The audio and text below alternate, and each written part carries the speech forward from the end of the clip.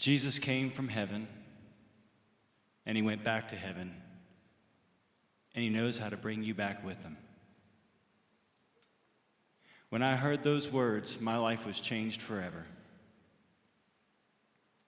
I remember praying a prayer as a child, and I remember feeling God's presence. But for some reason at that time in my life, I finally understood who Jesus Christ was.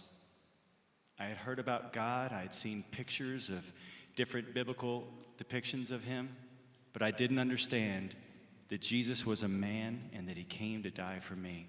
And that simple explanation of one of the most extraordinary events in history, the most extraordinary event in history, changed my life and set me on a course. At that time in my life, I was as low as I could be, the lowest point of my life.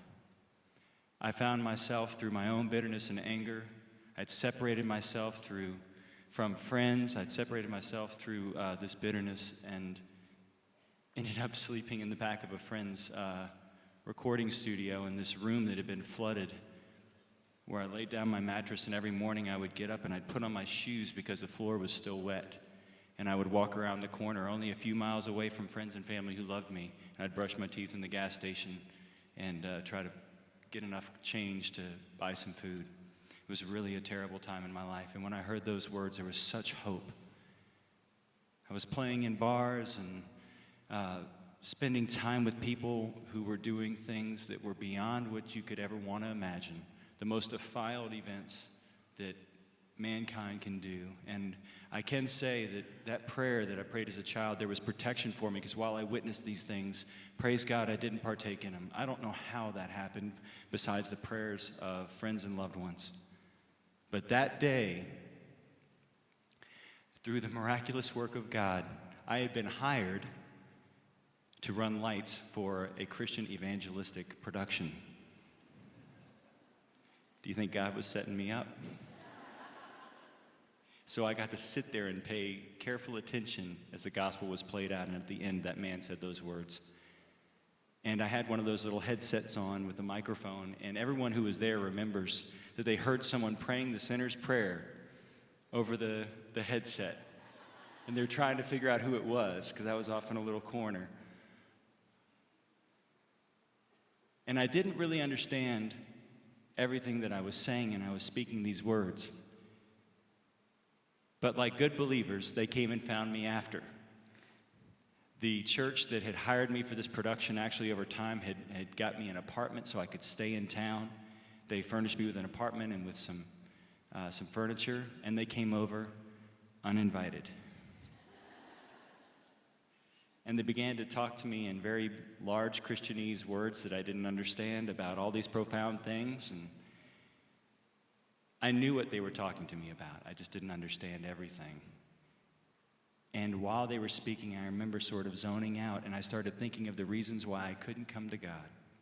And if this is you tonight, I want you to pay careful attention to what I'm about to say. There were things that I wanted to fix in my life before I came to God. And they're so silly now. I wanted to get a haircut because my hair was about down to there. Well, quite long.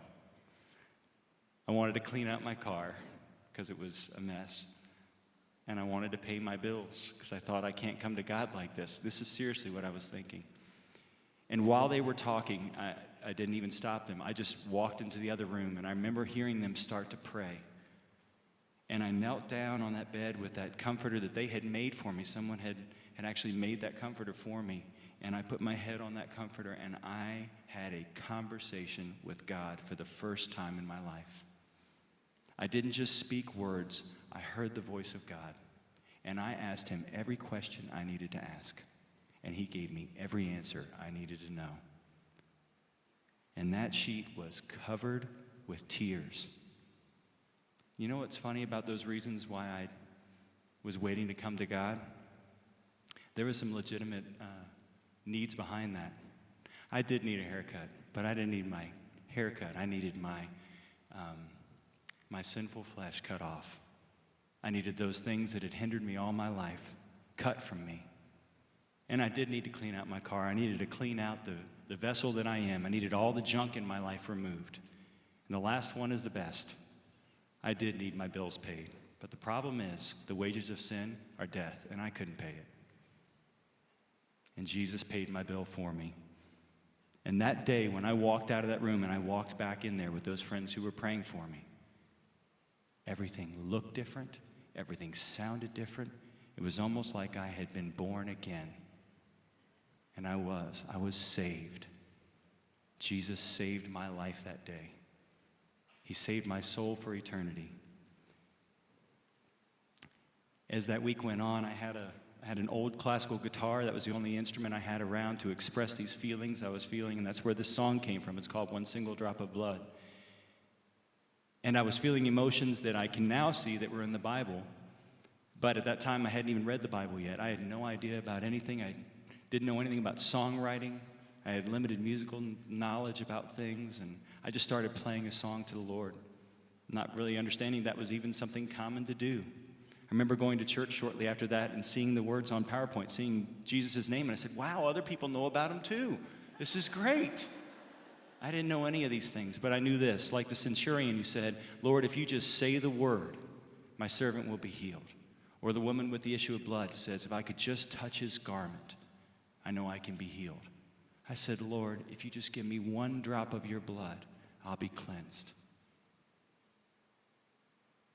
There's a line in the song that I hope speaks to you tonight. It says, a little bit of grace can somehow erase a lifetime of failing you. And no matter how you feel today, whatever your excuse is, come back to God. Come to him. There is nothing to be afraid of. The Lord will take you just as you are.